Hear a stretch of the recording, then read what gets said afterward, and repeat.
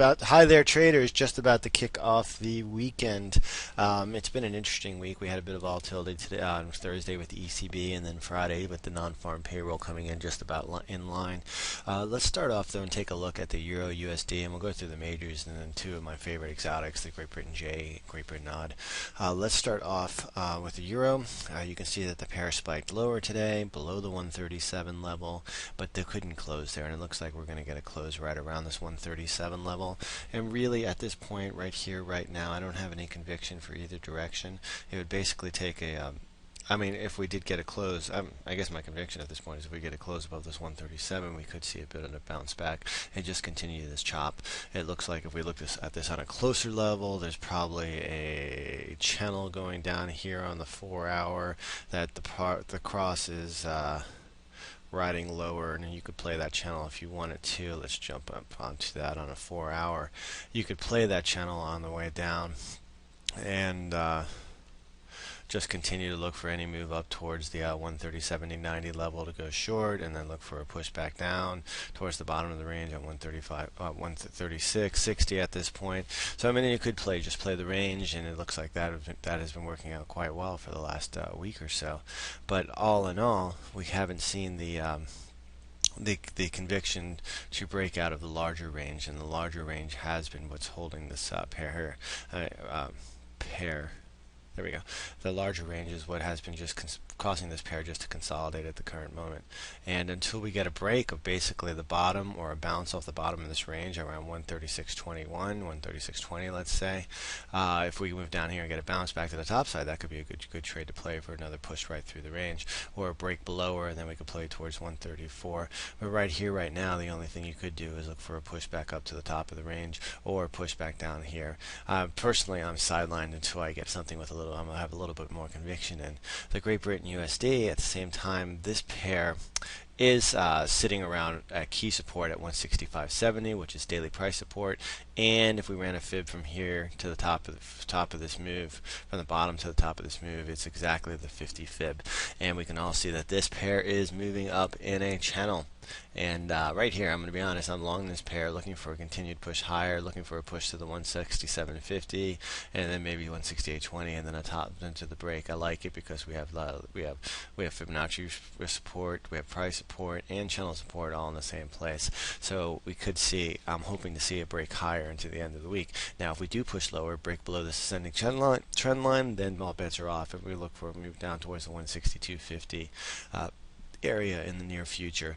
Now the Oz and New Zealand, they have been interesting because both pairs did make significant moves up a couple weeks ago, and ever since then they have simply just been consolidating, sitting right at support and right at resistance level in the Aussie at 0.9275, and it's just really shut down into a really tiny range. Let's see, the low last week was right around 92, and the high was right around 93. Let's say so the pair spent the week within 100 pip range, which is really unheard of in that cross. So you're going to need to see direction in one direction, one way or the other, to really get things fired up. I'd like to see a break of, let's say, the 93 level, if looking for a push up towards the 94.50, 95 level, if we can get a clean break of this level. If we get a rejection here, though, we could see a push all the way down towards the 91 or 91.65 level. You just have to see how that plays out. Now, the New Zealand USD, on the other hand, we had this nice push higher.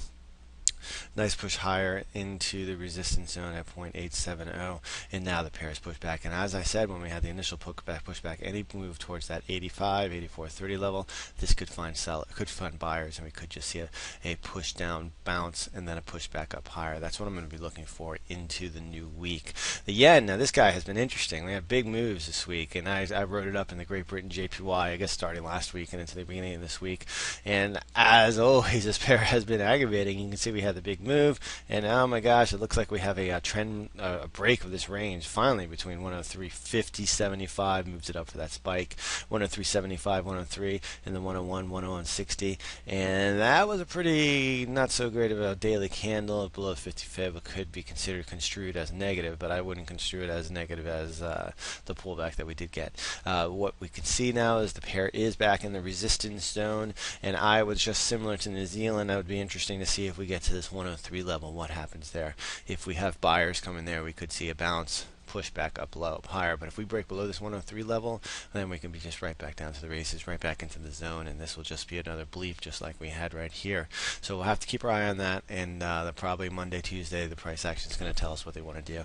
Now the Swiss franc, normally the inverse of the Euro USD, you can see that pair, boom, breaks above this 89 level, but not with much conviction. I mean, that is about as that's a pretty bearish candle to have closing on the daily. It will depend on how it closes here, but I would have to say though the trend has been up. I mean, but it's not anything that it's not enough conviction for me. This is very choppy trading, and I wouldn't be surprised if this pair just reverses course right now and shoots right back down to the 85, 88 level. It would take a clean break of that 89.50 level to have me interested in going this cross to the long side. The Great Britain JPY, like I said, this pair moved up about 300 pips, then reverses. It's weird. This pair, the max move, is normally about 300 pips. If you're ever in it, you're up 300 pips, sell it, because it's going to reverse at that point almost like clockwork. And that's what happened. We get the reversal here, and at this moment we have support that I'm not even going to count that as a support line.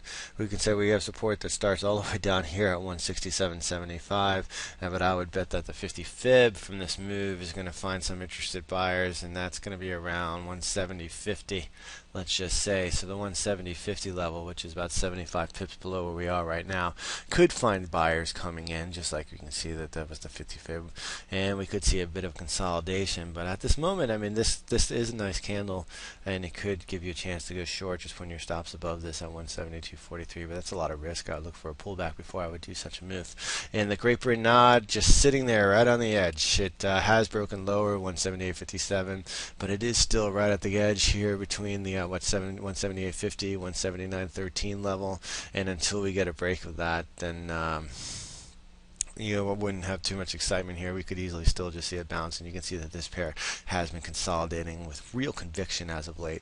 And the daily close will be interesting here. A nice close, if it closes back up to 178, above the 178.75, 178.80 level, that takes all bets off. Actually, even on the downward, I have a trade order currently active to go short that pair. But the daily close will help me decide if I'm going to keep that open heading into the new week. Alright, that's it, guys. All these charts are available on the blog. If you want to sign up today to learn about the Keen, the Stacker, and Fire trades, do so and you can be hooked up with that information, and you get access to the Keen feed where we go over all the trades every day that we're doing and take a look at the markets, and you get access to Currency Watch videos where we go over the price action for the day. Alright, everybody, have a good weekend, and see you on Monday.